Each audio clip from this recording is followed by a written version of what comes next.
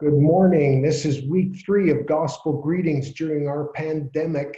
I hope these little times are an encouragement to you, and you've seen that we're walking through Philippians. And this is one of the most intimate of all of Paul's letters. And last week we talked about this great confidence that we have that God will complete this work he started.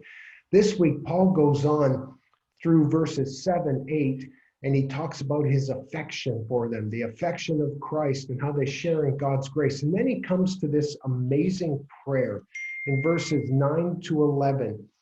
Look at this prayer. And this is my prayer, that your love may abound more and more in knowledge and depth of insight, so that you may be able to discern what is best, and may be pure and blameless until the day of Christ, filled with the fruit of righteousness that comes through Jesus Christ, to the glory and praise of you, O God.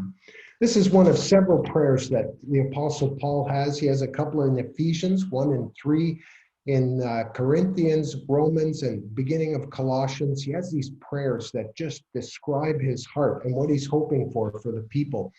Well, you'll see from verses 9 and 10 that Paul talks about 3 kinds of love here. He talks about a love that abounds, that overflows like a fountain, not just drips out a little at a time. And then he talks about it being astute, that it would have full knowledge and depth of insight. Like we know that giving chocolate bars to our kids, breakfast, lunch, and dinner is not love. You know, that you could say that that's hate for your kids, couldn't you? And then he goes on to say that this love would also be approving. It would discern or test what is best.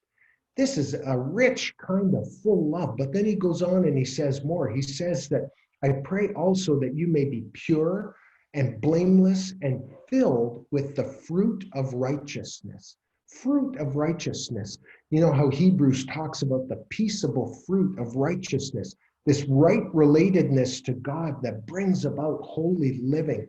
This is not filled with fear. This is not filled with anger.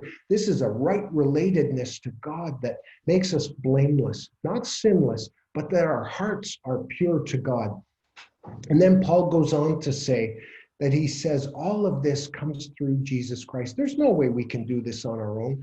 Paul said he loved them with the affection of Christ, and we too must be filled with the love of Christ. Like 2 Corinthians 5 tells us, let the love of Christ compel us.